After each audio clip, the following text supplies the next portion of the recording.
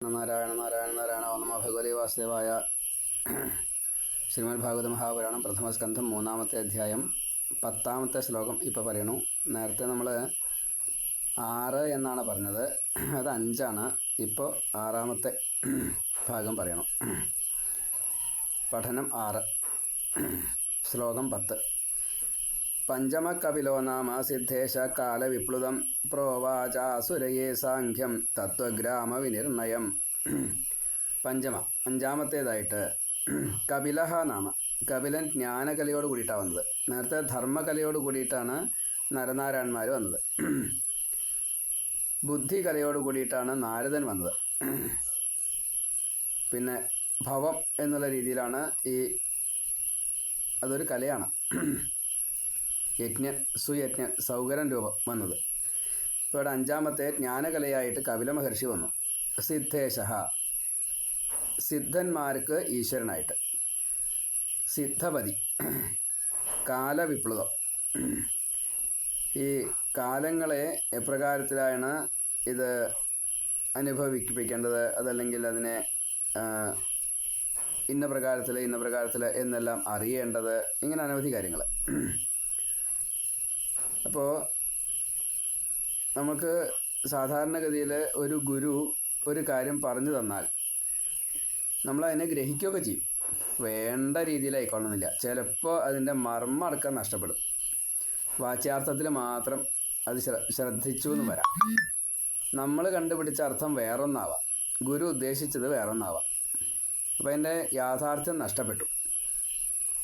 അങ്ങനെ സംഭവിച്ചു പോയി സാഖ്യയോഗത്തിന്. സാഖ്യയോഗം എന്നുള്ളത് മാത്തമാറ്റിക്കലി ഡിസൈൻഡ് ബൈ ഹിം ആണ്. ഇതെല്ലാം താത്വികമായിട്ട് ഒരു കണക്ക് പ്രകാരം ഇന്ന രീതിയിൽ ഇത്ര എന്ന് മാത്തമാറ്റിക്കലി കണക്ക് പ്രകാരം അത് നിശ്ചയിച്ചു. അത് സാഖ്യയോഗമായിട്ട് അറിയപ്പെട്ടു. ശാരീരികാവസ്ഥ ഇങ്ങനെയാണ്, പ്രപഞ്ചതത്വം ഇങ്ങനെയാണ്, ജീവാത്മതത്വം ഇന്ന രീതിയിൽ വരുന്നു, ജീവഗതി, ഇതെല്ലാം അതിൽ പെട്ടതാണ്.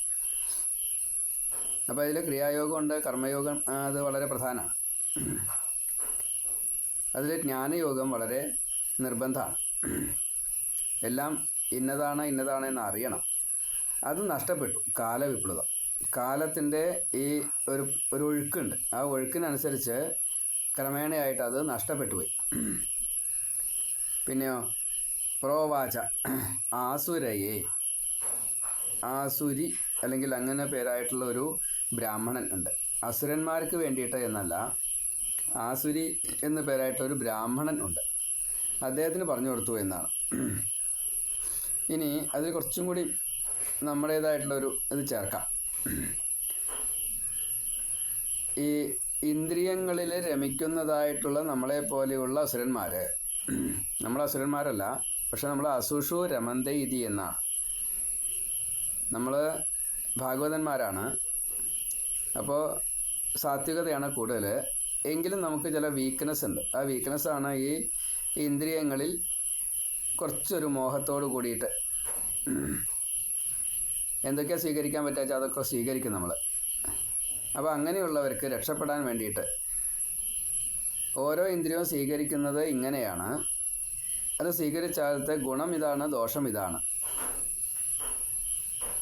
അത് നമ്മൾ സ്വീകരിക്കാതിരിക്കാനുള്ള മാർഗം ഇതാണ്. ഇങ്ങനെ പലതും പറഞ്ഞു തന്നു. അതാണ് കാപിലം. 9 അധ്യായങ്ങളെ കൊണ്ട് അത് പറഞ്ഞു തന്നത് ഭഗവാനാണ്. അമ്മയ്ക്ക് ദേവഹൂതി മാതാവിന് പറഞ്ഞു കൊടുത്തു. ആസുരി എന്നുള്ള ഈ മഹർഷിക്കും പറഞ്ഞു കൊടുത്തു. അവരുടെ ശിഷ്യന്മാരും കേട്ടു. ആസുരി, അളർക്കൻ, ഇവരൊക്കെ കേട്ടവരാണ്. അപ്പോൾ ആസുരിയുടെ പേര് പറഞ്ഞു. പ്രോവാച ആസുരയെ, ആസുരി എന്നുള്ള ബ്രാഹ്മണനെ പറഞ്ഞു കൊടുത്തു. എന്താ പറഞ്ഞു കൊടുത്തത്? സാഖ്യം എന്നുള്ള തത്വമാണ് പറഞ്ഞു കൊടുത്തത്. തത്വഗ്രാമ വിനിർണയം. തത്വം അതതിൻ്റെ സമൂഹം എന്നൊക്കെയാണ്. ഗ്രാമം എന്ന് പറഞ്ഞു കഴിഞ്ഞാൽ നമ്മൾ ഗ്രാമം എന്നെങ്ങനെയാണ് പറയുക? അനവധി വീടുകളുണ്ടെങ്കിൽ അതൊരു ഗ്രാമമായി. അത് ഒരു മുഴുവൻ ബ്രാഹ്മണരാണെങ്കിലോ അപ്പോൾ അത് ബ്രാഹ്മണ ഗ്രാമമായി. വൈശ്യരാണെങ്കിൽ വൈശ്യഗ്രാമമായി. ഭക്തന്മാരാണെന്ന് വെച്ചാൽ ഭക്ത ഗ്രാമമായി. അപ്പോൾ ഇങ്ങനെ തത്വങ്ങളുടെ ഒരു ഗ്രാമം, കൂട്ടം എന്നർത്ഥം. അത് ഇന്നതാണ് എന്നുള്ളത് നിർണയിച്ചു കൊടുത്തു. അതിനു വേണ്ടിയിട്ട് ഭഗവാൻ ഒരു അവതാരം സ്വീകരിച്ചു. അതാണ് കപില മഹർഷി. പഞ്ചമഹ കപിലഹ നാമ. അഞ്ചാമത്തെ അവതാരമായിട്ട്, ഇപ്പോൾ നേരത്തെ പറഞ്ഞു നമ്മൾ സംഖ്യ അത് കണക്കാക്കരുത്. അഞ്ചാമത്തെ അവതാരം കപിലന എന്നൊക്കെ പറഞ്ഞ് വാശി പിടിക്കണ്ട. ഇവിടെ ക്രമത്തിൽ ഇങ്ങനെ പറഞ്ഞു എന്ന് മാത്രമേ ഉള്ളൂ. അത് ഭഗവാൻ ഇന്ന കാലത്ത് ഇതാ മറ്റേ വർഷം കണക്കാക്കിക്കൊണ്ട് ഇതാ 1900 എന്നൊക്കെ പറഞ്ഞിട്ടേ അങ്ങനെയൊന്നും കണക്കാക്കരുത്. അല്ലെങ്കിൽ കൃതയുഗത്തിലെ, ത്രേതായുഗത്തിലെ, ദ്വാപരയുഗത്തിൽ അങ്ങനെയും കണക്കാക്കാൻ പറ്റില്ല. 28 യുഗം ഇപ്പോൾ കഴിഞ്ഞു. ഇത് അതിൻ്റെയും മുന്നത്തെ ആവാം. 28 ചതുർയുഗം. അപ്പോൾ അതിൽ ഏത് ചതുർയുഗത്തിലാണെന്ന് പോലും അറിയില്ല. ത്രേതായുഗത്തിലാണോ ശ്രീരാമൻ, ഈ ത്രേതായുഗത്തിലാണോ, ഇതിൻ്റെ മുന്നത്തേതാണോ, ദ്വാപരം ഈ യുഗത്തിലാണോ, അതോ ഇതിൻ്റെ മുന്നത്തെ ചതുർയുഗത്തിലാണോ? അപ്പോൾ ഈ ചതുർയുഗത്തിൽ ഉണ്ടായതിൻ്റെ ചില ബാക്കി പത്രങ്ങൾ അവിടെയുണ്ട്. അതുകൊണ്ട് കൃഷ്ണൻ ഈ ചതുർയുഗത്തിലാണ്. ഭാഗവതത്തിൽ പറഞ്ഞ പ്രകാരമുള്ള പലതും ഭൂമിയിൽ അവശേഷിച്ചിരിക്കുന്നു. രാമായണത്തിൽ പറഞ്ഞിട്ടുള്ള പലതും അവശേഷിച്ചിരിക്കുന്നു. കുറച്ച് മാറ്റങ്ങളൊക്കെ ഉണ്ടാവാം. എന്നാലും അപ്പോൾ കപില മഹർഷിയും ഇപ്രകാരത്തിൽ ഒരു അവതാരം എടുത്തു. കാലം ഇതൊന്നും നമ്മൾ നോക്കണ്ട, അവതരിച്ചു. ഭഗവാൻ എന്താണോ പറഞ്ഞത് അതിനെ കേട്ടാൽ മതി. അത് സാഖ്യയോഗമായിട്ട്, താത്വികമായിട്ട് ഈ പ്രപഞ്ച തത്വത്തെ, ദേഹതത്വത്തെ, ജീവാത്മതത്വത്തെ, പരമാത്മതത്വത്തെ, ജീവാത്മാവ് പരമാത്മാവിൽ ലയിക്കുവാൻ വേണ്ടി ചെയ്യുന്ന മാർഗങ്ങളെ ഇങ്ങനെ എല്ലാം അക്കമിട്ട് പറഞ്ഞു. അപ്പോൾ അതിൽ ഈ പഞ്ചഭൂത തത്വങ്ങളും, തന്മാത്രാ തത്വങ്ങളും, 10 ഇന്ദ്രിയ തത്വങ്ങളും, മനോബുദ്ധി അഹങ്കാര ചിത്തമാകുന്ന മനസ്സിൻ്റെ തത്വങ്ങളും, പ്രകൃതി, മഹത്ത്, അഹം എന്ന തത്വവും, ശരീരം എന്ന ടോട്ടൽ ഒരു തത്വവും, ജീവൻ എന്ന മറ്റൊരു തത്വവും, അതേപോലെ പ്രാണൻ എന്ന ദശപ്രാണൻ്റെ തത്വവും, ഇങ്ങനെ താത്വികമായിട്ട് ഭഗവാൻ അത് സാമാന്യേന ഒരു 24 തത്വം എന്ന് പറഞ്ഞുവെങ്കിലും 24, 3, 27, 2, 29, 10, 39, പിന്നെ ജീവാത്മാ പരമാത്മാ തത്വം എന്നുള്ളത് 41, ഇങ്ങനെയൊക്കെയാണ് പോവും. തത്വങ്ങൾ കുറേ ഉണ്ട്. 96 തത്വം, 108 തത്വം എന്നൊക്കെയുണ്ട്. നെഗറ്റീവ്സും തത്വങ്ങളാണ്. ഷഡ്വൈരി, ഷഡോർമി, ഷഡരി ഇതൊക്കെ തത്വങ്ങളാണ്. ശീലങ്ങൾ, സ്വഭാവശീലങ്ങൾ ഒക്കെ തത്വങ്ങളാണ്.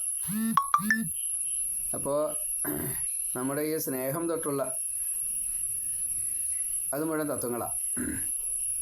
അതേപോലെ അസൂയ, മാത്സര്യ, ഋഷ്യാദി, അവമാൻ അതൊക്കെ തത്വങ്ങളാണ്.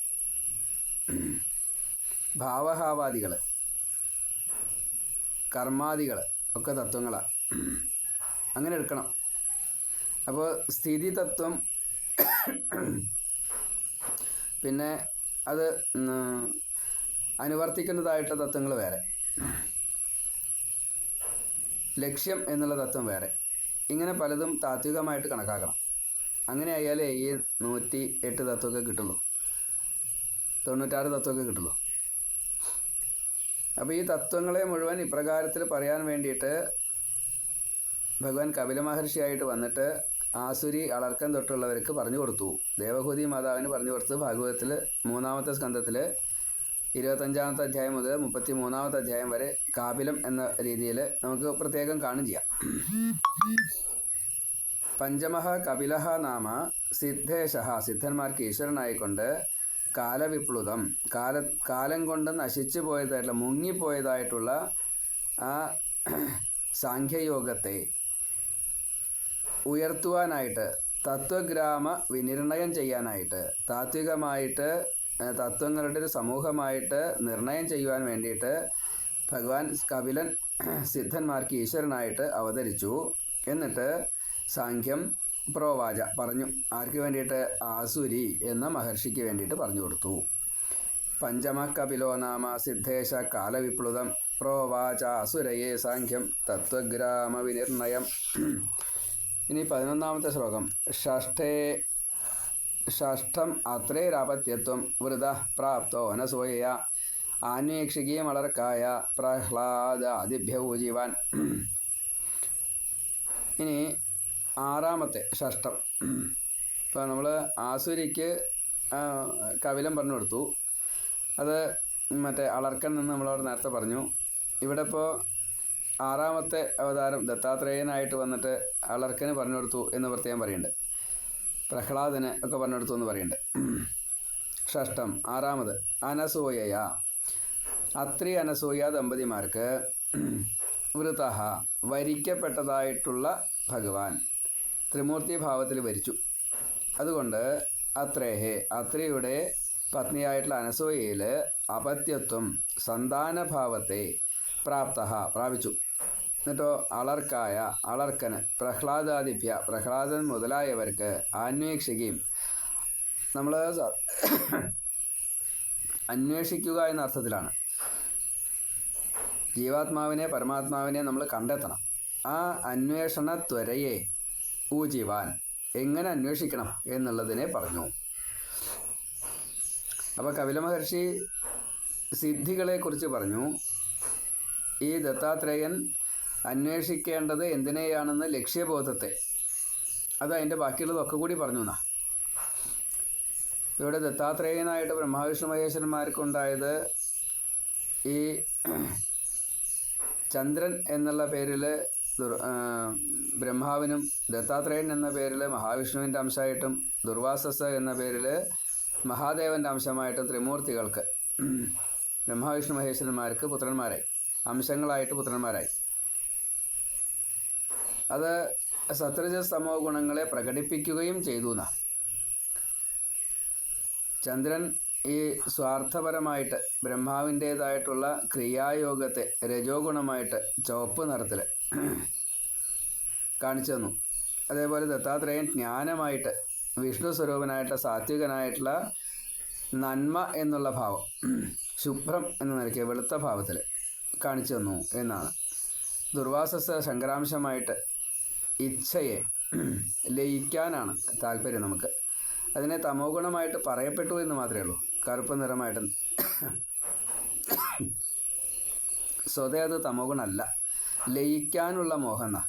ലയിക്കണതിൻ്റെ മുന്നേ ആയിട്ട് ഇത് തീർന്നിട്ടില്ല വെച്ചാൽ മൃത്യുവാണ്. ലയത്തിന് അർഹത കിട്ടിച്ചാൽ അത് പ്രളയം സംഭവിച്ചു.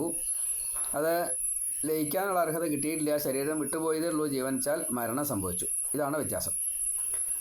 അപ്പോൾ തിന്മയായിട്ട് അത് തമോ ഗുണമായിട്ട് കറുപ്പായിട്ട് ഈ ദുർവാസാവ് ശങ്കരാംശമായിട്ട് ഇച്ഛ എന്ന കാമാദികളിലൂടെ ബാക്കി എന്തെങ്കിലും ഉണ്ടെങ്കിൽ അതിനെ തീർക്കാൻ വേണ്ടിയിട്ട് അടുത്ത ശരീരത്തെ ആഗ്രഹിച്ചുകൊണ്ട് മരിച്ചു പോകണം. വീണ്ടും ലയിക്കണം, വീണ്ടും ജനിക്കണം, വീണ്ടും ലയിക്കണം. ഇങ്ങനെ പല ശരീരത്തെ സ്വീകരിച്ച് പ്രാരബ്ധം തീർത്തിട്ട് ശുദ്ധി കിട്ടുന്നത് വരെ പോകണം. അതിന് മഹാദേവ ഭാവത്തിൽ ഭഗവാൻ വന്നു ദുർവാസസായിട്ട്. അവിടെ ദുർവാസസ് എന്നുള്ള അദ്ദേഹത്തിന് ഒഴിവാക്കാം. നമ്മൾ ഈ ചീത്ത ശരീരത്തിലൂടെ കുബേരഭാവത്തിൽ, എൻ്റെ അർത്ഥം അങ്ങനെയാണ്, ചീത്ത ശരീരത്തിലൂടെ വരികയാണ്. മനുഷ്യ ശരീരം ഉൾപ്പെടെ എല്ലാ ശരീരങ്ങളും ചീത്തയാണ്. എന്തെല്ലാം വിഷമങ്ങൾ നമുക്ക് ഓരോ ശരീരത്തിനുണ്ട്. അപ്പം ഇത് ഭഗവാൻ കാണിച്ചു തന്നു എന്നാണ്. അന്വേഷിക്കുകയും അതാണ് അന്വേഷിക്കുന്നവർക്ക് ഈ പ്രപഞ്ചതത്വത്തെ, ദേഹതത്വത്തെ, ജീവതത്വത്തെ, പരമാത്മതത്വത്തെ പറഞ്ഞു കൊടുക്കാൻ വേണ്ടിയിട്ട് ദത്താത്രേയനായിട്ട് വന്നു എന്നാണ്. ഗുരുക്കന്മാരെ പറഞ്ഞു തരാൻ വേണ്ടിയിട്ട് ബുദ്ധോപദേശത്തിൽ പറയുന്നുണ്ട്. 24 ഗുരുക്കന്മാരെ ഈ ദത്താത്രേയൻ യദുമഹാരാജാവിന് പറഞ്ഞു കൊടുത്തായിട്ട് ഇങ്ങനെയൊക്കെ പലതും കാണാം. പ്രഹ്ലാദനും പറഞ്ഞു കൊടുത്തിട്ടുണ്ട്. അപ്പം ഇങ്ങനെയുള്ള ആ ഭഗവാന്റെ 6ാമത്തെ അവതാരമാണ് ഷഷ്ഠം, 6ാമത്തെ അവതാരം. അത്രേഹേ, അത്രി മഹർഷിക്ക് ആദ്യത്തെ പ്രജാപതിമാരിൽ ഒരാളാണ് അത്രി. അപത്യത്വം, പുത്രഭാവത്വം, അത്രിക്ക് പുത്രന്മാരായിട്ട്. വൃത, വരിക്കപ്പെട്ടു. എന്നിട്ടോ പ്രാപ്ത, സ്വീകരിച്ചു ഭഗവാൻ. എന്താ അത്?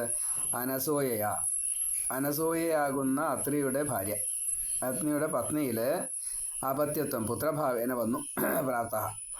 എന്നിട്ട് എന്താ ചെയ്തത്? അന്വേഷിക്കുകയും അളർക്കായ. ഈ ലക്ഷ്യത്തെ പറഞ്ഞു കൊടുക്കുക, അന്വേഷിക്ക്. അതൊരു ഭാവമാണ് സ്വതേ. അന്വേഷിക്ക് വിദ്യ, ആത്മവിദ്യ. നമുക്ക് എവിടേക്കാണ് എത്തേണ്ടതെന്നുള്ള ലക്ഷ്യവിദ്യയെ അത് പറഞ്ഞു കൊടുത്തു. ആർക്ക്? അളർക്കായ, പ്രഹ്ലാദാദിഭ്യ. അളർക്കന്, പ്രഹ്ലാദം തൊട്ടുള്ള ഋഷിമാർക്ക് ഊചിവാൻ നന്നായിട്ട് തന്നെ പറഞ്ഞു കൊടുത്തു. ഷഷ്ടം അത്രേരപത്യത്വം വൃത പ്രാപ്തോ അനസോയ അന്വേഷിക്കുകയും അളർക്കായ പ്രഹ്ലാദാദിഭ്യ ഊചിവാൻ. ഇനി 12ാമത്തെ. തഥ സപ്തമാകൂത്യം രുചേർയജ്ഞോഭ്യജായത സ യാമാജൈസുരഗണൈരപാൽ സ്വയംഭുവാന്തരം.